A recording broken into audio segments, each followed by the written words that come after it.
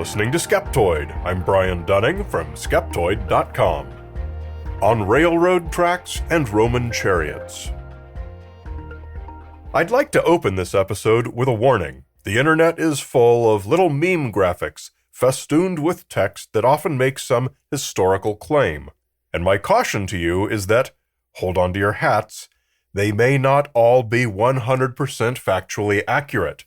One of these is the perennial claim, first put forward in a Popular Mechanics article in 1905, that the standard gauge of the world's railroads goes all the way back to the ruts in Roman roads made by war chariots.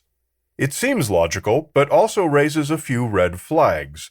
Honestly, when I came into this, I had no idea whether I was going to find that it was completely true or completely false. But this is Skeptoid, so we are legally obligated to get to the truth. Here is the basic story. Widely available all over the internet is some variation on the following narrative. Did you know that the U.S. standard railroad gauge, distance between the rails, is 4 feet 8.5 inches? Why? Because that's the way they built them in England, and the U.S. railroads were built by English expatriates. Why? Because the first railway lines were built by the same people who built the pre-railroad tramways, and that's the gauge they used. Why? Because the people who built the tramways used the same jigs and tools that they used for building wagons, which used that wheel spacing. Why? Because if they tried to use any other spacing, the wagon wheels would break on some of the old long-distance roads, because that's the spacing of the old wheel ruts. The first long-distance roads in Europe were built by Imperial Rome for the benefit of their legions. The Roman roads have been used ever since. The original ruts, which everyone else had to match for fear of destroying their wagons, were first made by the wheels of Roman war chariots. Since the chariots were made for or by Imperial Rome, they were all alike in the matter of wheel spacing. Thus, we have the answer to the original question.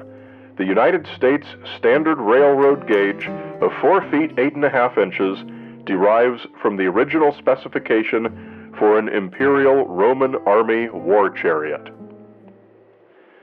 So that's a lot of factual claims. Sounds pretty airtight, doesn't it? Well, let's go through it, point by point, in reverse order. The first, and particularly painful, point of failure for the legend is there was really no such thing as a Roman war chariot. Chariots in Rome were used for racing and in parades, not in warfare or for daily transportation. Wars were not fought on roads or flat racetrack surfaces, but on natural terrain where chariots were not suitable.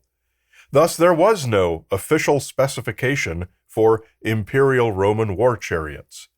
At least one book claims Julius Caesar himself issued an edict to standardize this, but no evidence exists to support that. In addition, it's improbable, as long before the time of Caesar, cavalry horses had been bred large enough that the military would have had no need for chariots. Neither specialized racing chariots nor fancy parade chariots would have been in daily use on the rutted Roman roads. So then, what else could have caused those ruts? There are plenty of academic papers written on the use of streets in Roman cities, and none of them mention chariots. Vehicle traffic consisted of hand-drawn two-wheeled carts, two- and four-wheeled wagons pulled by one or two horses, donkeys, or oxen, and even sledges on runners. One paper which looked at vehicles throughout the western Mediterranean region found that hand and donkey cart track widths ranged from 115 to 120 centimeters. Single-horse carts ranged 135 to 140 centimeters, and pair-drawn carts ranged from 145 to 170 centimeters. 4 feet 8.5 inches comes out to 143.5 centimeters. So most Roman vehicles had smaller axle widths than a standard gauge railway, but some were bigger, a few quite a bit bigger. The rut systems found in Roman roads tell a similar story. It is simply a false urban legend the track widths of Roman ruts are all 4 feet 8.5 inches. Go there and measure them yourself. Many papers have been published describing the ruts in Roman roads. In some regions, ruts made by vehicles would be repaired by repaving the roads. But in many other places, ruts were deliberately cut and still bear visible chisel marks. In most cases, the width of artificial ruts was designed for a particular vehicle that was frequently used there. In cities, this would often be hand carts. On longer roads, the tracks would be wider to accommodate larger freight vehicles. I wish I could give common or usual measurements, but in the many articles I read, the track width of artificial ruts was all over the place. Most were smaller than standard gauge, in the 120 to 135 centimeter range for hand and donkey carts, and some were bigger. What definitely cannot be claimed is that there was a standard track size. It also can't be claimed that the ruts were made by or for chariots, and certainly not war chariots. In short, everything about 4 feet 8.5 inches coming from Roman war chariots is a complete, utter, and total non-starter. So to continue evaluating this urban legend, we can skip on down a bit. The next thing it claims is that later European wagons used this same width because if they were going to drive in the Roman ruts with a non-conforming axle width, it would have, quote, broken their wheels. It's true that if you needed a wagon to travel a particular route, and that route is on an old Roman road with artificial ruts, you would do better to match that width to get a smoother, more efficient ride. But what we've already learned is that those ruts were not all the same size, and also that rutted sections of road were fragmented and inconsistent. Wagons built to any given specification would have found benefit only on a few scattered, non-contiguous sections of road. Accordingly, we have empirical evidence that wagons were not standardized. One book on the history of transport included a study of English wagons from the era when tramways were first starting to be built. It found substantial regional variations within extremes of about 130 and 190 centimeters. No standard width. The next step in the urban legend, that, quote, the people who built the tramways used the same jigs and tools that they used for building wagons, doesn't make any sense at all. Casting iron axles and wheels would not use a single tool or jig involved with the manufacture of wooden wagon wheels. Literally, not even the slightest bit of crossover. This is a horrible logic fail by whomever originally wrote this urban legend.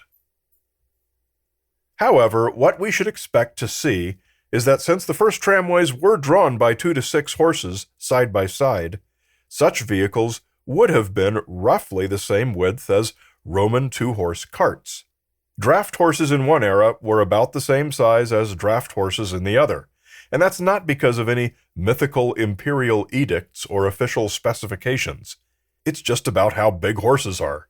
So the track widths are in the same neighborhood. But again, 4 feet 8.5 inches was only one example among many different gauges. When the English first started building railed tramways, one of the more common of the many competing gauges was 5 feet, measured from the outside edge of the track. 5 feet is a good round number, easily remembered, and easily shared with contractors and manufacturers.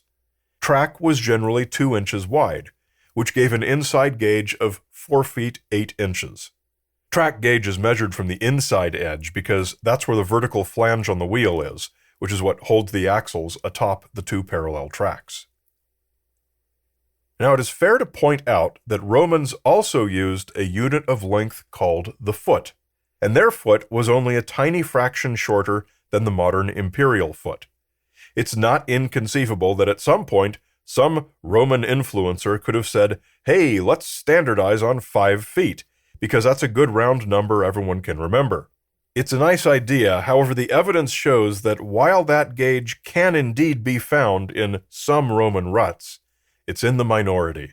Recall that Roman vehicles and Roman ruts were all over the place. They demonstrably did not standardize.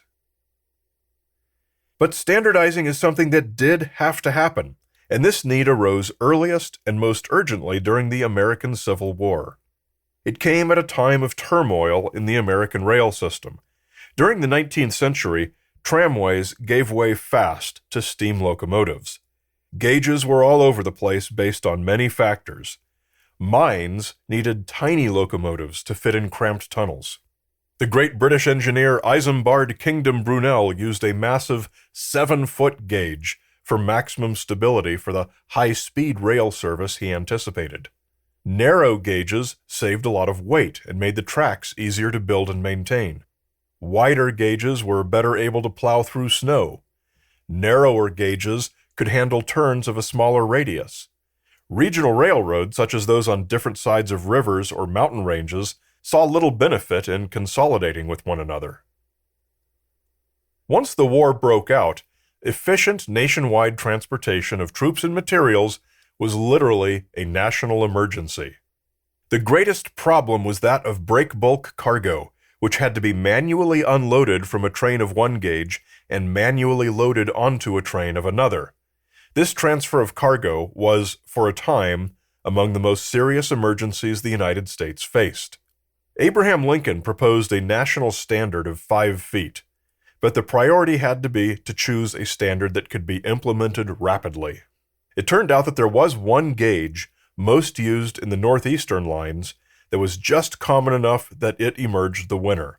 It was called Stephenson gauge, after English railroad engineer George Stephenson. He had been perhaps the principal inventor of the steam locomotive. No record survives that tells us exactly how Stephenson came up with his gauge, but there are a couple of perfectly reasonable theories. One is that he was simply most familiar with that gauge, as he'd worked with it before on tramways.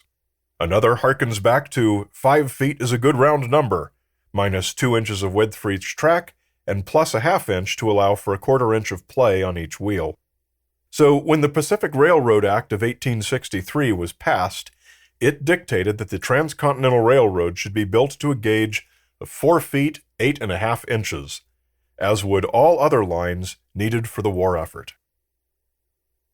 As far as the urban legend's final point goes, that U.S. railroads were built by English expatriates, that's demonstrably false as well. The first U.S. locomotives were indeed purchased from England, and some of them used the Stephenson gauge. A lot of other railroad equipment was purchased from England because they'd started building them first.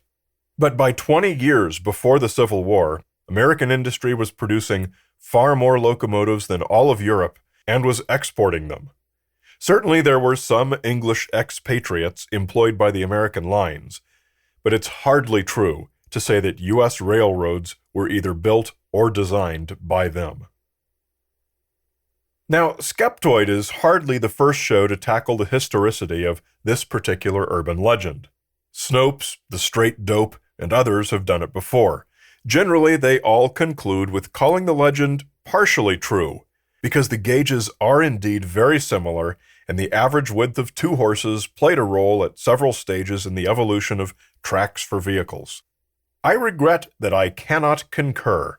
The influence of horse width at different times in history is very different from the definitely false claim of an official Roman specification for war chariots directly informing the gauge for 55% of the world's railroads.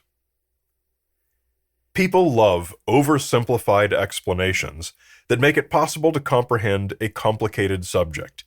And it is a complicated subject. The book American Narrow Gauge Railroads, that was one of my primary sources for this, is almost 600 large-leaf pages of dense history. It's one reason conspiracy theories are popular. They replace complexity with simplicity. Whenever you hear such an explanation for anything, you have very good reason to be skeptical.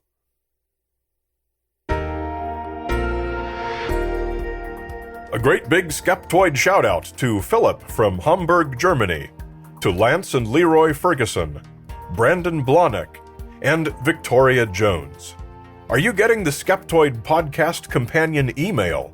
It comes out each week along with each new episode, featuring the Wonder of the Week, show notes, and much more. If you don't, you're only getting half the show. So come to Skeptoid.com and click on Podcast Companion Email. And don't forget, you can now listen to Skeptoid along with all your other favorite public media programming on the NPR One app. You're listening to Skeptoid, a listener-supported program. I'm Brian Dunning from Skeptoid.com.